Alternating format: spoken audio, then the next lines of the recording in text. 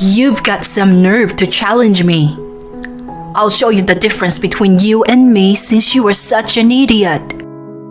Please, stop it. The next thing I knew, my mother-in-law Kate was laughing and cutting up my clothes, which were important to me. After that, my favorite clothes were thrown away on the floor. It was a gift my late mother had given to me. Oh my God.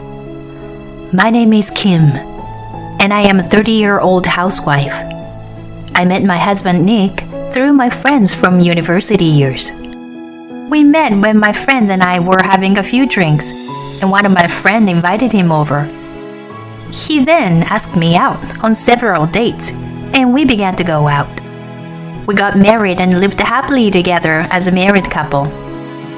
2 years after we got married, our son Tim was born, and he is now 4 years old. I thought I would be able to live peacefully while watching my son grow up. But then, an unexpected event made my life a living hell. That event was moving in with my in-laws. One day, we were suddenly forced to move in with my in-laws. But as I recall, originally, my brother-in-law and his wife moved in a few years ago at my parents-in-law's house. Then, to my surprise, I learned that my brother-in-law and his wife had already divorced a few years ago. And my brother-in-law is currently living on his own. Nick also had no idea about that either. And as per my brother-in-law and my parents-in-law, they didn't mention it because we didn't ask any information about that. I thought that a family member should notify such an important news. But since we only saw them at New Year's, they might have planned to tell us when we came to see them then. I didn't have any bad impression about Kate, who was my mother-in-law. Whenever I visited my parents-in-law, even though Kate wasn't too friendly, she didn't nag to me about anything in particular, and she had a pretty straightforward personality. For me, I find it more annoying if she nagged about things in particular, so I was very grateful for the distance she kept with me. Plus, my parents-in-law loved my son, so I didn't think it would be a problem for us to live with them. When I agreed to his idea, Nick was happy and immediately contacted his parents. And in no time at all, we started living together at my parents-in-law's place. My father-in-law, Jim, is still working and has not retired yet. And Kate has always been a housewife. I became a full-time housewife when Tim was born. And since it had only been a few years, I had hoped that Kate would teach me many things, including her recipes. But even without having such thoughts, I was forced to do housework, even when there were times I didn't want to. The first day of living together was just a normal day. Both my parents-in-law welcomed us with smiles. And that day, we had a feast to celebrate for new beginnings. But the next day, Kate's attitude suddenly changed. How long are you gonna be sleeping? Oh, I'm sorry. It's still 5:30 in the morning, and my head hurts because I was given so much alcohol to drink last night. As a wife, you have to get up before anyone else in the family. Around what time should I get up? Well, I basically get up around this time, so you should try to get up at 5 a.m. at least. 5 a.m.? What? Do you have something to say to me for being a housewife? No. It's not a good idea to make our relationship worse from day one of living together. Besides, getting up early is good for your health, so I should get used to it anyways. Well then, please start making lunchboxes for Jim and Nick. Yes, I understand. And just as I began to cook normally, What are you doing? Ow! Kate had slapped my hand, which was holding the knife, very hard. You're doing it completely wrong. What am I doing wrong? Don't think that you'll be told everything. Think on your own. Oh, okay. I rubbed my hands, which were turning red, as I watched Kate's knife work. But I couldn't really see how her knife work was different from mine. To be honest, I think I cut more cleanly and quickly than she did. Even after that, Kate's bullying didn't stop. She should get furious with me about things that didn't matter, such as how poorly I cleaned the house, how badly the food was seasoned, how crooked my back was, or how she didn't like the pattern on my socks. Kate's anger was like a magma, never knowing when it would erupt abruptly. So, I was pretty traumatized, and it was normal for me to spend my days worrying all the time, trying not to offend Kate or get in her way. It was so hard for me that I consulted my husband about it, but my husband missed my point by saying, "Mom thinks it's for your own good, so be more grateful to her." No matter what I said further, he wouldn't listen to me, assuming that I was just complaining. Somewhere along the way, I began to live each day by killing my emotion, thinking that if I only put up with myself, everything would be alright. If I did that, this house would run in peace. All I had to do was to be patient. 3 years had passed since I realized that I was living like that. As usual, Kate's bullying towards me continued. But since I had been apologizing to her all the time, I was never always subjected to her excessive bullying. One day, however, something horrible and unexpected happened. It happened with my son, Tim, was in the living room with Kate and I. Tim wanted to watch a cartoon that was on and had asked Kate if he could change the channel. However, Kate refused because she was watching her show. After a moment, Tim replied, "Okay," with a frown on his face.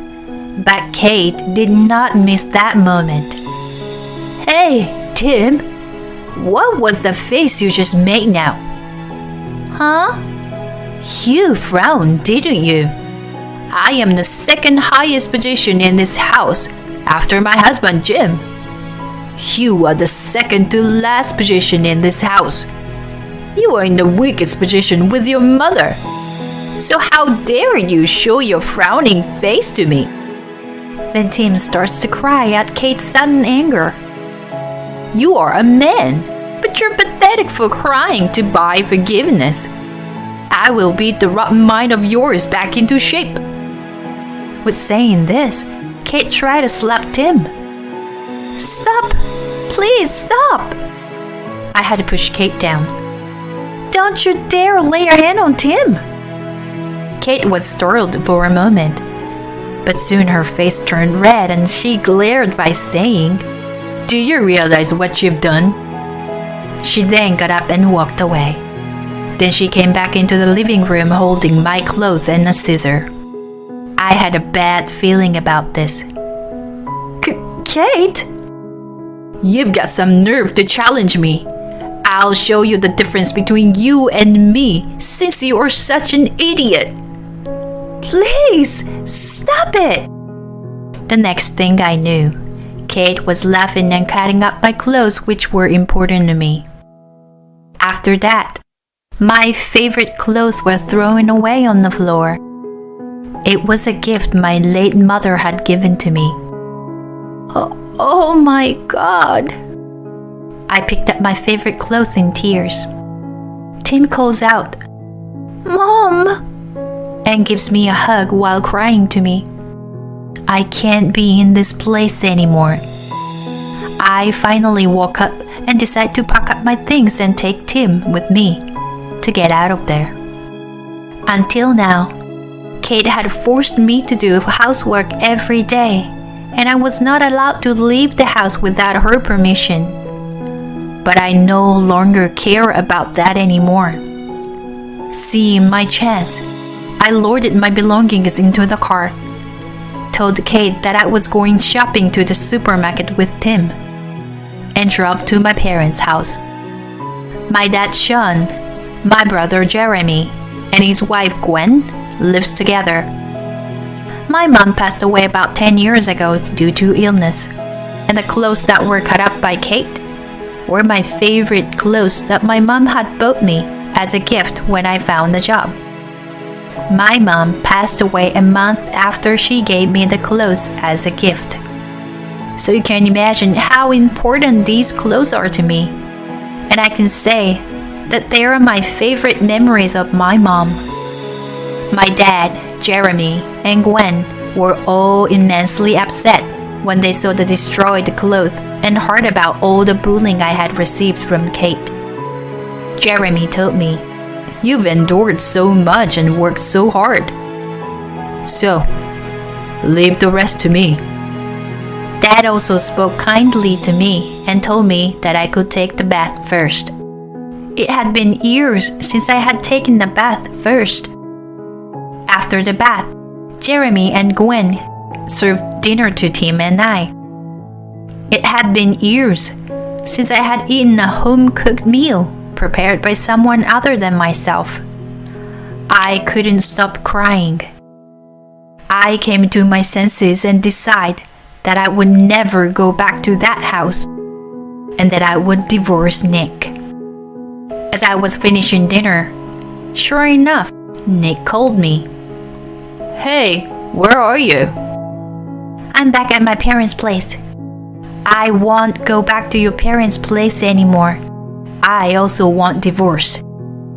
"Huh? Divorce? How can you say such a stupid thing?" "You have no idea how badly I have been treated by Kate. I can't take it anymore." "Come on, don't be selfish. Now get back here immediately." Not only did Kate try to slap Tom, but she also cut up my favorite clothes. "What? And you still take Kate's side?" Then Kate seemed to have taken the phone away from Nick, and I heard a tremendous angry voice coming from the phone. "Stop spouting off all kinds of nonsense to Nick and get your ass back here now. I will never allow a divorce or allow for you to ever leave this house. You are my slave for life." "No way. I can no longer live with someone who destroys my favorite clothes." Huh, that was a masterpiece. The look of despair on your face when I was cutting up your favorite clothes. It was priceless. Were they memories of your mother? You were so unworthy, which is why I was able to cut your favorite clothes into pieces. I understood. Very well. Thank you for your confession. Huh? Who are you? I'm Kim's brother. Brother? This has nothing to do with you as an outsider. I'm not an outsider. I'm her family. Kim is my precious sister. I recorded the whole thing. What you just said. Huh? I'll sue you for destruction of property after their divorce is complete. Wait a minute. I will also report about this to Nick's company and Jim's company. What?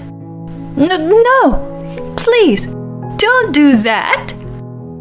Then proceed immediately with the divorce between Kim and Nick.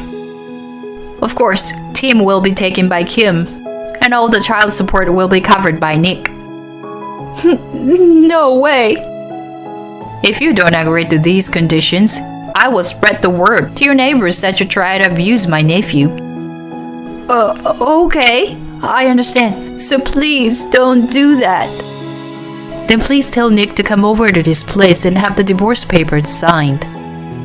And in no time, Jeremy had Nick promise to divorce me. And a few days later, I waited for Nick at the cafe, and Jeremy also accompanied me.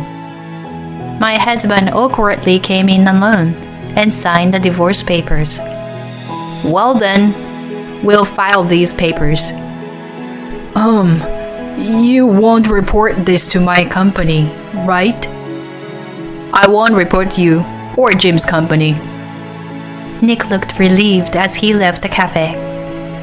With this, Nick and I had divorced smoothly. Nick also paid me child support at once. Well, let's begin our real plan then. After this, I filed a lawsuit against Kate for destruction of property and demanded alimony as instructed by Jeremy. And I reported these events to Nick and Jim's company. As a result, both Nick and Jim's career are affected because they are now known as bystanders who only silently watch Kate's unbelievable behavior and doing nothing about it from their co-workers. Nick contacted me saying, "That's not what you promised." But I responded to him, "My brother said he wouldn't report it, but I never said that I wouldn't report it." This was my brother's plan all along. My brother decided that the only way to deal with unreasonable people was to be unreasonable and to thoroughly have Nick and his parents suffer the consequences. Of course, we reported all of Kate's unbelievable behavior to their whole neighbor.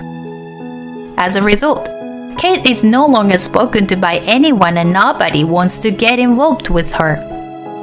Whenever Kate walked outside, people in the community spread the word about her to the extent that mothers with their children would move to hide and protect their children.